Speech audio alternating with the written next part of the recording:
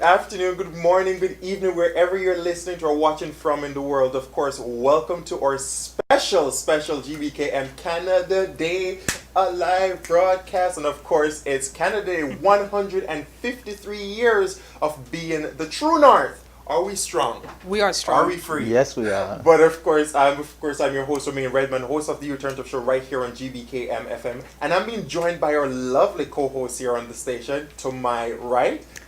Hi, I'm Elizabeth. I'm host of the Chat Up Show.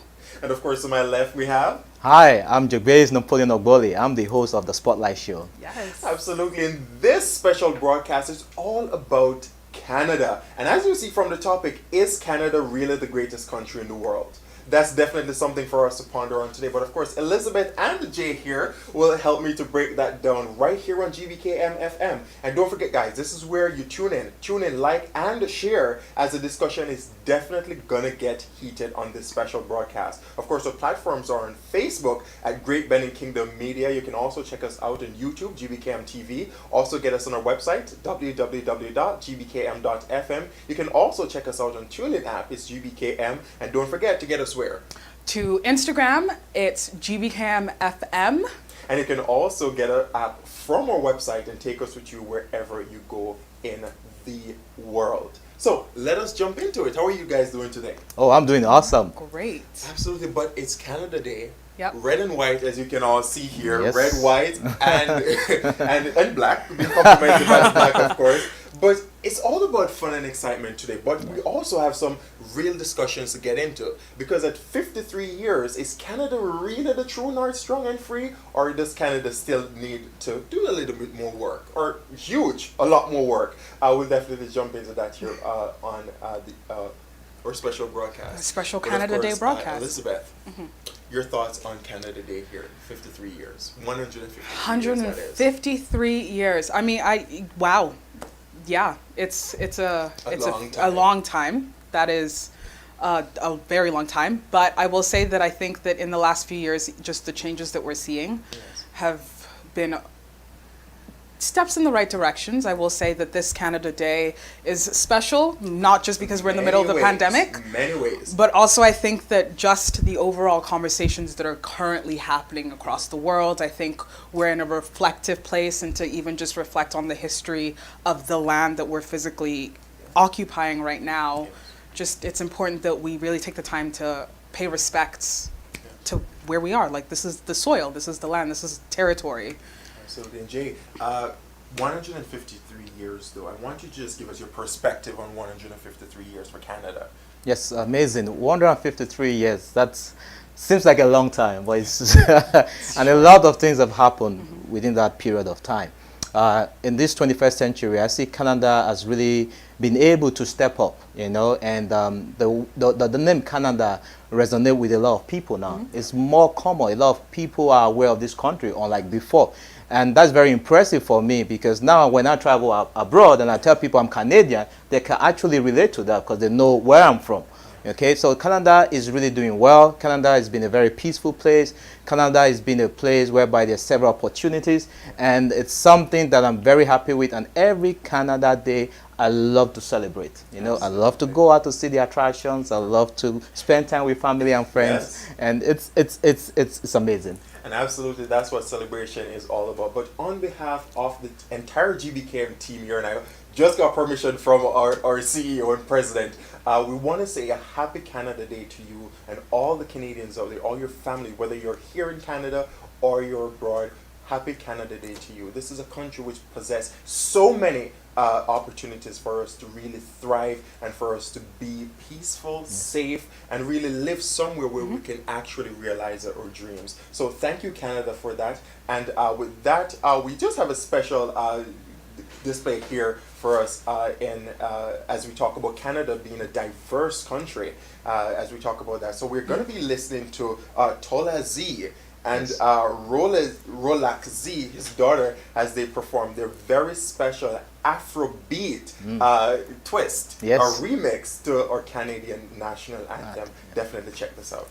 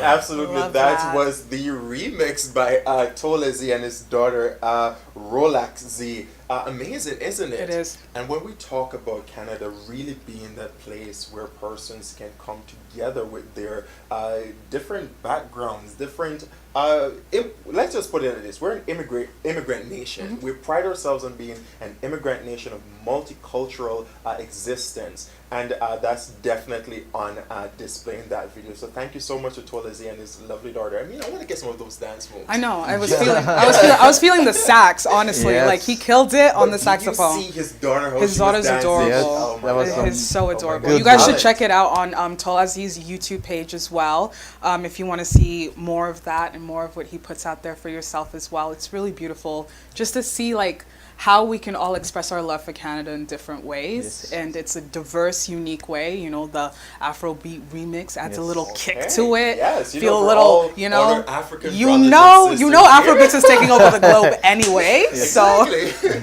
And definitely. But guys, before we jump into further discussions, though, you know, Gbkm always want to give you that excitement, and we always like to give you something, especially being Canada Day here. We have some special prizes here for 2 persons. So 2 persons, we are going to ask 3 questions.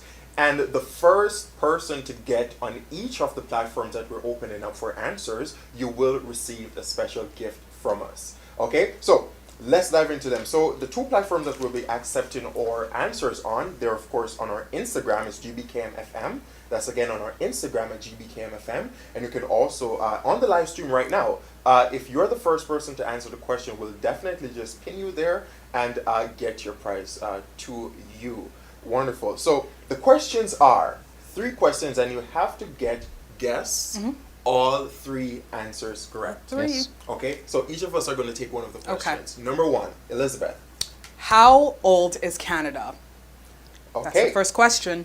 and repeat. How old is Canada? So that's question number 1. Question number 2, name the first Prime Minister of Canada. That's a Confederated Canada. Who was the first Prime Minister?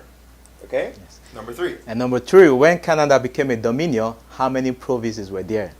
How many provinces joined when Canada became a confederation? So those are the 3 questions. And the first person to answer all 3 questions correctly, you will receive a special gift from our Gbkm team.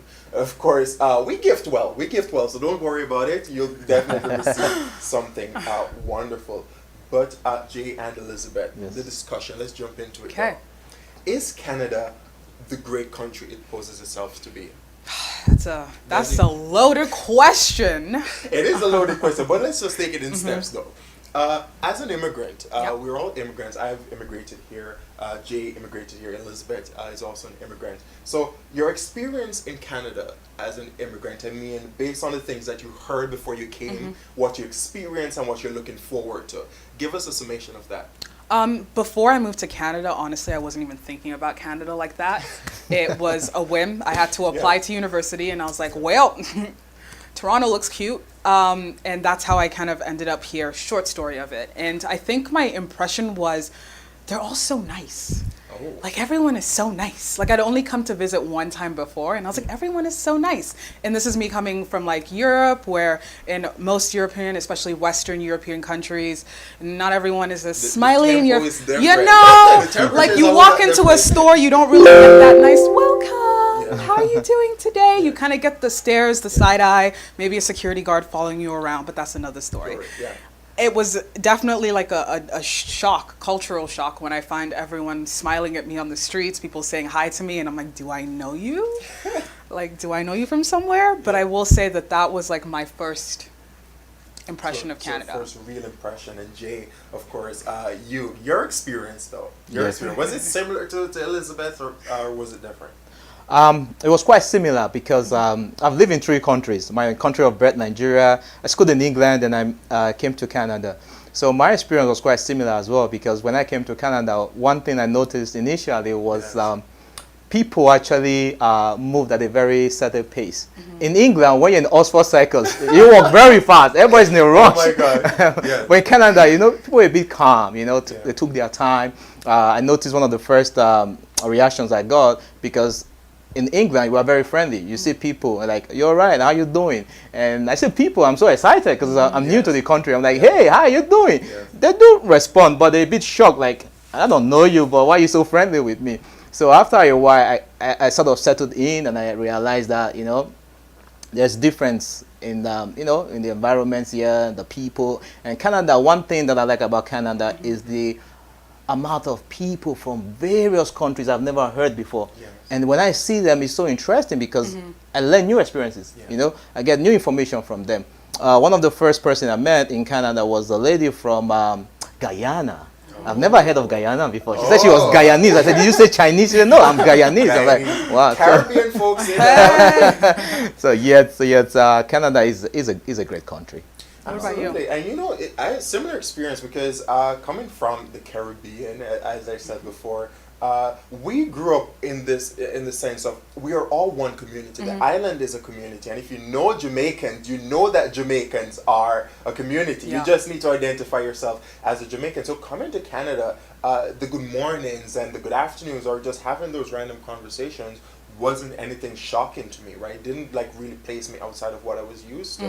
The only thing that shocked me a bit was how you live here, they live there, you live there, and you might not see them for an entire 6 months. Everybody's just busy and moving. Well, and I guess it's because it's winter. No one wants to be outside for 6 months of the year, right? When it's cold. But coming from a tropical island, people are always outside. We're always outside because you know what? Inside is very hot. And to keep inside cool and yourself cool inside, it takes a lot of electricity. Yes, it so does. we tend to have more of an outdoor living as opposed to an indoor living coming here into Canada. But my experience has been great. I mean, there are definitely some pitfalls in terms of some of negative experiences, but of course the positives outweighs negative to me. And I speak in terms of just the amount of opportunities which are available. I mean, going to university, getting that degree, and seeing yourself endless in terms of the opportunities that might exist after graduation is optimistic. I will say that honestly, like Canada's very easy with the immigration process, especially if you're coming with studying. Everything is laid out for you. As someone I do all of that mostly by myself, just because it's so simple. But growing up as an expatriate and moving around, the immigration process to me wasn't it wasn't new, but it was oh my goodness, I have to go line up, this was back in the day when everything wasn't online, and you'd have to physically not that long ago. I mean, I'm not that old, but you'd have to physically go to the consulate, fill out the application, and then if one thing is wrong, that's it, you have to go back home. But I feel the process for me moving here was just so straightforward, so simple, and that was one thing that made it easier for me to get used to the idea of moving to Canada, because I was okay, it was easy, not easy, but it was simple enough to get here. And if an 18-year-old could fill out these applications and do it themselves, anyone really could. But I will say, especially with opportunity, is that so many people make things for themselves happen here, and it's almost encouraged and enforced that do as much as you can to ensure that your dreams come true. And it's kind of back in the day, with the American dream, come to America and all your dreams will come true. I feel now it's the Canadian dream, come to Canada. In hindsight to that though, the Canadian dream to me and the American dream is two different dreams. Way different. Because guess what? You actually have a support system in place here in Canada that can help you to realize that dream. Whereas in the US, it's you better work hard as possible, and if you hit, you hit. If you miss, you miss. Keep working. Right? But of course, and that's one of the great things, and I'm speaking from a political science, economics point of view here, I think Canada is really that interesting case study in terms of it's probably the only dominion, the only confederation that has two different models working at the same time. We talk about the U.S. style, kind of like a Senate, then the lower house, and then we talk about the parliamentary system, which exists in the Caribbean, here in Canada, in European countries, some African nations still have it.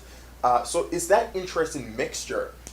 And Canada is one of the only places in the world where I've seen that a political party can be completely obliterated one election, I felt then that completely. overwhelmingly elected at the other election. Yes. I It's felt an that one. interesting case study from that point of view for me. So that's just my experience. Though. But I feel like that just goes to speak to like the Canadian people. Is that it's, Exactly. you know, like, do we hold grudges? Maybe. I would just say, but from the other perspective, it might be that we hold grudges because you know what, there are a few grudges being held. I mean, Stephen Harper still hasn't gotten over the grudge that people hold against him, but we're talking about it from a point of view where Canadian people expect the system to work For them. to work for them. Canadian people, when we go to the poll to vote, we vote on the expectation that you will do your job. And we aren't necessarily a partisan nation in terms of you can pinpoint at this very moment that we are conservatives or we're liberals or we're even NDP, right? Because it's just someone that will represent our interests. And that's a great thing in the sense that it holds politicians more accountable for what they do. We're probably one of the only nations where politicians have limits on how much they can spend during elections, have limits on how much they can actually take from people. I mean, when we look to the U.S., you have senators, you have politicians becoming millionaires just by sitting in the elected houses. And that's not the case in Canada. So it really speaks to a kind of like moral foreground in which Canada lies, right? Yeah. I think so. And I do agree with what you said, because one thing I realized in Canada, I like to say Canada, my experience has been best of both worlds, like you said, the American style, the European style, but most importantly, so multicultural. As a result of that, you have people from various parts of the world, so as a result, they hold people more accountable. Okay, so when you make promise, you better deliver, because come election time, you may not have that opportunity a second time. Yeah. So it's a one-shot deal with Canadians. It's a one-shot deal with Canadians. Get it right or go home. But of course, the interesting thing about diversity, we always speak about diversity in Canada. And when we talk about diversity, I think we're still number one in terms of the most diverse country. We still have, I think, the most diversity, which is Toronto. But you know what, in terms of that diversity though, how do you see that diversity really translating into what diversity really looks like? Like representation in all fields. Well, I mean, if we look at it from, media perspectives, we see that a lot of places are lacking in diversity and lacking in the real representation we need to see to reflect the people that they're speaking to, essentially. Because if it's such a diverse country, you'd hope that the stories, the things that we hear would be just as diverse. But I will say, definitely light years ahead of a lot of places in different industries. But that doesn't mean that we should slack either. Just because we're ahead in some instances doesn't mean that it's okay for us to sit back and be like, well, we don't need to do anything to continue to put our feet on the necks of people who are in positions of power to actually make these changes. It's not like we can't relax just because it's better off than some other places. And it's lovely that you said that, because one of the things that we're talking about is the fact that Canada tends to have this position where we can hide behind a whole lot of stuff. We can hide behind the U.S. because the U.S. is so terrible. And we can hide, we can parade ourselves on the global platform because we are the peace nation, the happy nation, the multicultural nation. But is that true? In the sense that, is that really what Canada is about? Is Canada really the peacekeeping nation that we posit ourselves to be? Is Canada really the vastly multicultural nation that embodies opportunity for everyone as we think? I will say it depends where you are. Because if you go to certain parts of Canada, you will not see as much diversity as you may see in Toronto. So I feel like because like cities like Toronto, Montreal, even Vancouver are put on the map as look at this, look at all the diversity, look at all these different cultures living in harmony with one another. But then you start going maybe a bit further north or even east and you see less of that diversity. Granted, maybe it's because of climate. Ain't nobody trying to be that climate. That's one. That is definitely, and that's a part of her negative experience. But back to what you were saying. It's a little too cold. But I will say that I think with these multicultural cities, I think that the diversity is represented, even if we look at TV shows, music, we hear that. But if we start looking at other areas in the country, maybe it's not decision-making positions in the country. Decision-making position in terms of We're talking about in diversity? business, we're talking about in politics, we're talking about, is it reflective? Because when we look at city of Toronto, where probably the minority population is really getting up there 50-50 in terms of non-minority groups and minority groups, one would think that, let's look at the current house. We just had the first Black Caucus installed at Queen's Park, because for the first time in history, we have 7-8 MPPs being elected to the House. So that's but when we look at the economic side perspective, in terms of leaders and companies and huge organizations, persons who really make the decisions about the cities that we live in and our province. Yeah, I believe a lot still needs to be done. Yeah, you can see the diverse representation in the government, because, I mean, politicians, you look at the a certain area, and there's a particular people from a particular part of the world in that area. Let's say in Markham, you have a lot of Asians, so they have no choice but to send candidates, you understand, who are initially Asians, okay? And so in that aspect, I believe things are improving, like you said, with the Black Caucus. More Africans are getting involved in politics. On the economic side, in terms of wealth creation, I believe there's still a gap. In technology, yeah, because you have no choice, because you need the skill set. Yeah. So it doesn't really matter, you understand? And a lot of people from, I would say, minority groups, you understand, they have that technological skill set, and they've been able to prosper in that particular sector. But in terms of other aspects like wealth creation and having big businesses, you understand, a lot still needs to happen. And just going off that point, I think it really goes back to even in the educational systems, what opportunities are made affordable to certain minority groups, that whole I guess it's a old stereotype that if you're from an African or Caribbean household, engineer, lawyer, doctor, one of those three, anything outside, figure it out for yourself. Because you're on your own. Fortunately, I mean, there are the exceptions to the rule. I'm one of them. But I will say that, with that, especially being an immigrant country, people are coming with those same mindsets. And then when you're in school, kids aren't seeing that maybe they can really be entrepreneurs. They're thinking that they have to engage in what's already there, what's already established, which I think is what's aiding in continuing this generational wealth gap. Yeah. Now we're seeing a lot more entrepreneurs and small business owners coming up, and really speaking specifically to Toronto, and Black business ownership, that's become more talked about, and it's part of the conversation more, and how we can support these small businesses, how we can support these people trying to create their own kind of generational wealth. But there's still that gap, because if we look at the foundation of it, we're still not given the same resources as the other kids maybe going to private schools, which are probably predominantly white institutions as well. Okay, absolutely. And of course, on that note, we're going to take our very first break here on our special Canada Day broadcast, 153 years. Yes. But of course, what we're just going to remind you of the questions here for the giveaway. So the first question is, how old is Canada? The second question, who was the first Prime Minister of Canada upon Confederation, and how many provinces initially joined Confederation? So definitely get to those fingers. It's on Facebook or Instagram, Gbkm FM, and also on our live stream right now. First person on each platform will definitely get that gift. And of course, we'll take a very first break, but we'll be right back with so much more. Happy Canada Day, Canada. Happy Canada Day.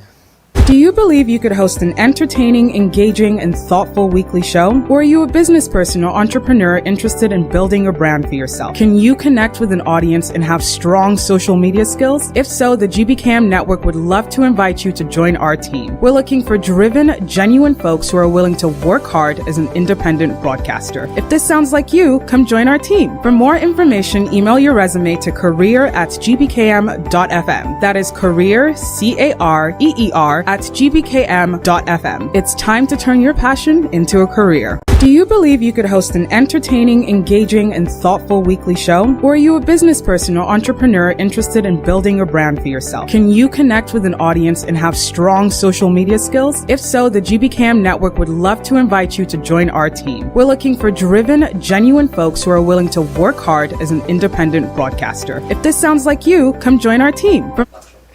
course, welcome back to our GBKM special Canada Day broadcast. Of course, I'm being joined by our lovely on-air co-workers. Let me say colleagues. Okay. Elizabeth and of course Jay here, whose show will be debuting on Sunday. Yes, guys. So quite new to the airwaves, but of course not new to us. He has definitely been here, and quite the discussion we've been having on Canada Day here. Is Canada the great nation that it really is, or poses to be? Of course, we're getting into the details of that here on the show today. But of course, for all those who are just joining us, happy Canada Day to you. Happy 153 years. I know we weren't here 153 years ago, but we're definitely benefiting from what 53 years have definitely brought to us. And we're looking forward to what the next 53 years will, of course, be doing. Of course, this year has been the year. This year has been the year. It's been a year. Let me say that. I tell you, we started off with probably having World War III in January. Then it kickstarted to the coronavirus. Yep. Now we're having a global movement for change and prosperity for Black people. Black Lives Matter. Black Lives Matter. And of course, the human race deserves to live peacefully, happy, free, and being afforded all the rights that every other race deserves. Yes. So Canada has taken the lead in terms of we are the great multicultural country. Yes. We are the greatly peaceful and place of opportunities. We are the new north. We are the true north, let me say that. We're the true north where all your dreams can, of course, come true.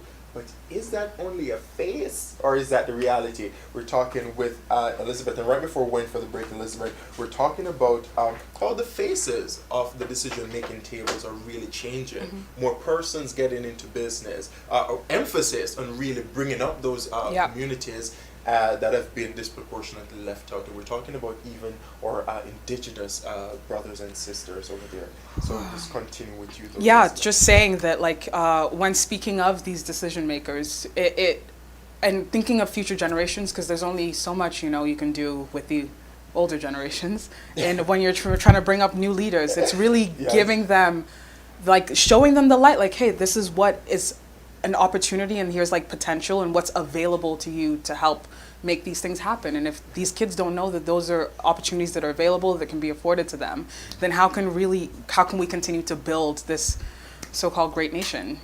Absolutely, and we're talking about comparisons too between the Canadian experience and, let's say, our fellow down there as U.S. No, or U.S. Let me comment a little bit. Yes, the star producer Kenny and President Kenny Bazwaye. Yeah, hi. I'm coming in from the. We have Jamila, 153 years old. 153 years old. Okay. Yeah, we have Lisa Jaden. Okay. She said 153 years.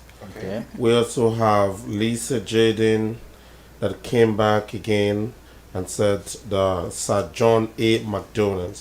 So Lisa currently is in the lead because she has answered two questions. So Lisa, you still need to give us an answer to the last question. But we also have another person here, which is Gbkm. She goes 153 years old, and then she also said John A. McDonald. Okay, so she has answered two questions. She also gave up and she said she doesn't. I didn't get the third questions. Okay, so let me just do a quick recap of what those questions are. So the first one is, how old is Canada? The second question is, who was the first Prime Minister of Canada, Confederated Canada? And how many provinces joined Confederation in 1867? Yeah. Oh. So get to answering, guys. So get to answering that question. But of Good luck. Good luck. So we have two persons on our live who has answered two questions out of the three. We won't tell you if the answers are correct as yet. And we're still going to just keep check with our producer to hear what's happening on Instagram. But as we do that, we're going back to the Canadian experience, and we're talking about how great the nation is. I mean, we're one of probably the only nation, not the only nation, among the very few nations in the world that can offer, let's say, free healthcare. We have technically free university in terms of For y'all. access to student loans for Canadians and permanent residents. For Canadian and permanent residents, we're talking about, we're only rivaled by Sweden, Switzerland, Germany, and too. Germany, UK. and I think even Belgium too. Belgium, the UK, so our European nations. But our biggest rival, and I dare say our biggest rival, is the US, and everyone knows that. We compete with the US. Whether we like to admit it or not, not. like Okay, let's we're say in that. competition, okay? Because I don't think many persons are going to admit that. Yeah. But our competition is really the US, and it's rightfully so, because guess what? We share a border. We're increasingly closer than many nations. This is probably our closest nation. Yeah. Depending on where. Unless you you're want to looking count for. like Greenland. Yeah, you're going to count like the Northern Islands Up or there, so on, yeah. so on and so forth.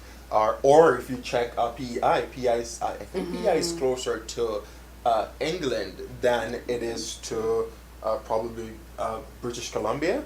Something like that. But of course, it is a great. So if anyone knows, just tell us on the live, of course, if PEI is closer to England or British Columbia to our west. But of course, yes, in terms of access to those things, which really set us apart from so many of the nation in terms of really thriving, because we all know that a healthy workforce is a capable, well taken care of workforce. Because when the pandemic started, I think Canada was one of the blueprints for like providing those stimulus packages for people and businesses and students as well. So that's also like speaks to what the powers that be are doing to ensure that Canadians are taken care of. Yeah. Absolutely, and it also speaks to, and it goes back to what we said first. Canadians expect their government to work. It compares to and we're going to make the comparison throughout the show. Compared to the U.S., right? Compared to the U.S., where it is you take care of yourself, you take care of the country. That, we got two people coming in. So our producers coming back here. We have Lisa Jaden. Okay. She added to the two answers she gave before. Okay. She said 4 province. 4 province, and she was the first one to say that? Yeah, and then on Instagram, we have someone here that gave 2 answers. One is 4 province. Okay. And 2 is the year, which is 53. She only have two answers on her end. That's Abiola. Abila. Abiola. Yeah. Okay, well, thank you so much for that, Thank Abiola. you. We just made a note of that. And of course, we keep those answers coming in. And of course, we'll definitely get to announcing those winners right before we wrap on our broadcast here. So stay tuned. You just might be the lucky winner, okay? Yes. You just might be the lucky winner. And who knows what you're going to get in those gifts? I have it on good authority that those gifts are quite lovely, huh? Yes, so I heard. Absolutely. And in true Canadian style, 153 years, you definitely deserve a gift that's worthy of 153 years of Canada being the nation that it is. But before our producer gave us those updates, we're talking about how, in terms of taking care of our own, Canada is. And I'm just going to go to Jay here, because Jay, you have some insights into that, and I'm going to have you just compare that to your area of expertise. Of course, Jay is our in-studio African correspondent. I'm just going to say that for today. So that's what we're claiming you as today, whether you want it or not. That's what you want. And of course, but Jay, make that comparison though. When we talk about our African nations in terms of really taking care of our own, and then the Canadian experience, give us some insights into that though. Yeah. So with the Canadian experience, they really did well in terms of making sure that the economy doesn't collapse. You understand? Without the stimulus package, it did help everyone, including myself, who is a business owner. You know, so that was quite a very good thing that the government did to continue with increase the purchasing power of every citizens and make sure that everyone is able to, fend for themselves during this lockdown. In Africa, I would say that some of the countries still have a long way to go, but there are some countries that did exceptionally well. Yes. And for me, I would say that the pandemic was sort of like a blessing to the continent, because it made a lot of government wake up to the lapses in the healthcare system and some of the challenges that people are facing, So Africa still has a lot to learn. They still have a lot of things to do. But in comparison, I would say Canada did exceptionally well. Absolutely, and of course, the reports definitely point to that also. Canada was ranked among the top 3 nations in terms of response. I know New Zealand stole the title. Was on top of it. New from Zealand jump. stole the title from the rest of the world. I think our U.S. counterpart fared at like the bottom of the list. U.S. is still struggling though. Like But of course, it speaks, and that's the thing you spoke about too. It's really bringing a light onto what should be prioritized by our governments. And I think what was majorly brought out, especially in this pandemic, is that the Doug Ford administration really got it in terms of their previous cuts to healthcare. Yeah. So I definitely don't think that would be something they'll be pursuing going forward, because if right now it's on the side of the people. We've seen how our hospitals got overflown in terms of we couldn't manage cases, we couldn't manage not testing. enough equipment. We didn't have enough equipment. But guess what? And I must commend Premier Ford on this too. You know what he said? We're gonna take things into our own hands and we're going to drive it. So he started contracting GMC to make masks. He started reaching out to our community partners. Yeah. And that's one of the great things about Canada too. We know how to really call on our brothers and sisters in times of need. And I also appreciate like the transparency of like, listen, we're all trying to figure this out, instead of like, here's what you have to do. And like, no one really knows what's going on. And I appreciated like with Premier Ford's addresses, like just being able to be like, listen, like here's what we know so far, and this is what we can all do to ensure that we're all staying safe, and like this is how the government's going to help to ensure that. Even though of course everyone's going to have their, oh, but he didn't do this, oh, he could have done this better. Everyone, all like leaders across the globe were in a similar mess where they were trying as we go along to figure out how to help their constituents. So I think just taking charge and being open and honest and like taking control of that situation in the way that he did was better than what we saw in other places. That's so true. And Down I think south. what's and I think what's really like bringing to the fore right now is and what our prime minister or premier would have learned from recent political events is that people need honesty, even when honesty is not the best thing.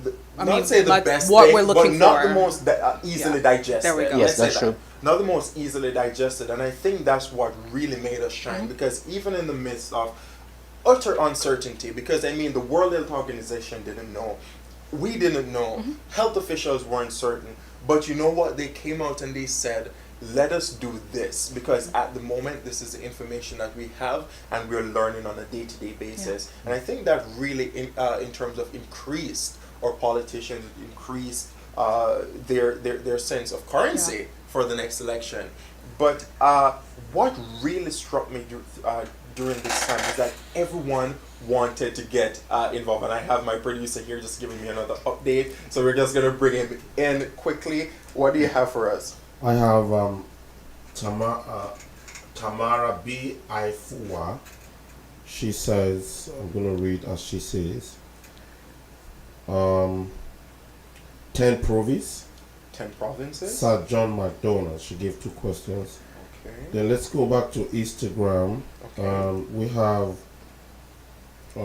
Abby. So Abiola was leading with 2 questions. Abiola added 4 provinces. 4 provinces. And then we have, still on Instagram, Olukemi. She said 153 years old, John A. McDonald, and 4 provinces. This is becoming a battlefield. It is absolutely, and we love you for participating in today's competition. By the time we wrap today's show, which should be in just under 30 minutes, we'll definitely have that update for you as to who the winners are, and we'll keep taking those questions. So if you haven't submitted as yet, get to submitting your answers, and we'll definitely get to those for you. But of course, we'll take a very second break here on the show, but we'll be right back with so much more on our Canada Day celebrations. You don't want to miss what's to come. Yes. For more information, email your resume to career@gbkm.fm. That is career, career, @gbkm.fm. It's time to turn your passion into a career. Do you believe you could host an entertaining, engaging, and thoughtful weekly show? Or are you a business person or entrepreneur interested in building a brand for yourself? Can you connect with an audience and have strong social media skills? If so, the Gbkm Network would love to invite you to join our team. We're looking for driven, genuine folks who are willing to work hard as an independent broadcaster. If this sounds like you, come join our team. For more information, email your resume to career@gbkm.fm. That is career, career, @gbkm.fm. It's time to turn your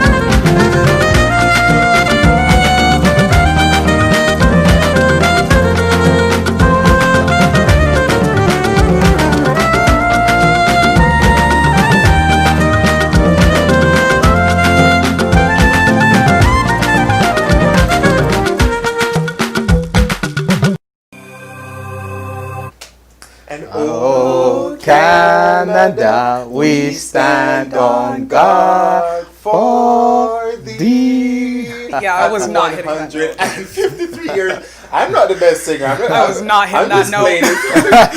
I'm just playing it for you guys. So for our audience, we're just playing it for you. But of course, this is how we do it at Gbkm FM. We'll do anything to ensure that you're entertained, you're happy, and of course, you stay tuned in. Don't forget our platforms are, of course, on Facebook, Great Benny Kingdom Media. You can also check us out on YouTube with Gbkm TV, our website At www.gbkm.fm. www.gbkm.fm. You can also get us on Instagram, it's Gbkm TV, and don't forget, get our app from our website and take us with you wherever you go in the world. And if you've missed any of our broadcasts, you can of course catch us our live videos, which are always posted after, so you can just keep us with you when you do have the time, okay? But of course, Canada 153. And right now we're getting into some of those discussions. Right now we're going to get into it. Is Canada the great country that it is? Elizabeth, Yes. take us away with that, please. Where to start? Where to start? I think it would be irresponsible of us not to take note of what's going on in the world. I mean, the U.S. across the U.S. Now it's going on over a month of protests in the name of Black Lives Matter and fighting for justice and equality for all. And I think that even in Canada, we've also had our own demonstrations as well. And this past week, there was the recent trial. Yes. That was... Absolutely. It was a verdict. I must say that. You know what? Because I watched the verdict being delivered, and basically what happened was it came down to a matter of objectivity, subjectivity, and from if you understand what those words mean, is that really it's from each person's perspectives. So because of it was so filled with different perspectives, a conclusion could not have been made. Well, let's say a conclusion could not have been made as many persons, especially those in the Black community, would have wanted. And I must say this though, I thought it would have at least come down to aggravated assault. And I say this in terms of what the judge said. The judge said that the officers had enough time to say that they were making an arrest and identify themselves. That was one. The judge said at some point Devontae could have possibly had the steel pipe, but what is evident is that it was quickly taken away from him. What preceded was overly aggressive and excessive in terms of the beating multiple times. Right. He lost an eye. He lost an eye and the severity of the injury. So I was anticipating, if not for the other charges, which included collusion and collusion on the part of the police officers. But you think that the story of the police was inconsistent? Don't you think so? The pipe thing came a little bit too late. Exactly, and then that was the other part of it, the inconsistency of the story. And I was just about to get to that part too. So first, the judge says it's virtually impossible. Not even virtually, it's literally impossible for Devontae could have been running with a 4-foot pipe in his trousers, right? So that is completely, he deemed it to be infactual. What was actually infactual again was that Devontae was the one to actually pick up the pipe, right? So the judge deemed that to be infactual. What he said was, it could have been that he might have gotten a hold of it. But to pick up the pipe when you're running for your life is not realistic. So that was an exaggeration on the part of the officers. And then when I heard what the actual verdict was, it really shocked me in terms of this was the best, even with all the objectivity and subjectivity which he laid in his verdict with. It still was enough for me and an ordinary person to make a decision based upon what he said. I'm not going to say based upon my perception, but based upon what he said. Because if you're telling us that he couldn't have had the pipe in his pants, which the officer said he did, if you're telling us that he couldn't be running and then pick up the pipe, right, which the officer said, so you prove that to be infactual, then why wasn't it aggravated assault? The mere fact that they refused to acknowledge themselves and then got on the call and said, you messed with the wrong person, and I'm just cleaning it up a bit, you messed with the wrong person today. That, to me, was evident to be an act of overly aggression and an act aimed at exacting revenge. So and the fact that it was a young black boy as well, it just speaks to the history of the police.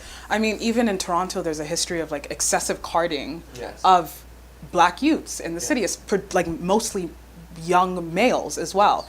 So I think that if we forget that this is from the same, like, similar police. And then that's how the collusion came in, because police has, and I'm going to dare say, this toxic culture of we protect our own, but protect your own to what extent? You take an oath to us. You didn't take an oath to fellow officers.